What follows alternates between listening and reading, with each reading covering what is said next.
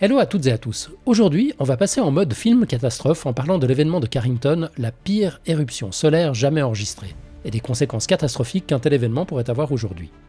Avant de se faire flipper un peu, on va rapidement expliquer ce qu'est une éruption solaire parce que c'est quand même un peu plus balèze qu'une éruption volcanique. Une éruption solaire, c'est une brusque explosion à la surface du Soleil qui libère une quantité colossale d'énergie, de matière et de rayonnement.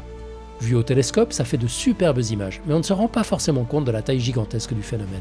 Les jets de matière peuvent atteindre des centaines de milliers de kilomètres de long. Avec la Terre à l'échelle, on se rend mieux compte. Ces éruptions sont tout à fait normales et se produisent très régulièrement. Elles impactent alors la Terre de différentes façons en plusieurs vagues. La première, c'est une sorte de flash électromagnétique qui voyage à la vitesse de la lumière. Il cause une ionisation soudaine de la haute atmosphère et des perturbations radio, mais ne présente pas vraiment de danger. Quelques heures plus tard, ce sont les particules énergétiques qui débarquent, et là, ça peut piquer un peu. Elles peuvent endommager les satellites ou irradier les astronautes qui ne sont pas protégés par l'atmosphère. Enfin, entre 20 et 72 heures plus tard, arrive le plat de résistance, l'éjection de masse coronale ou CME pour les intimes.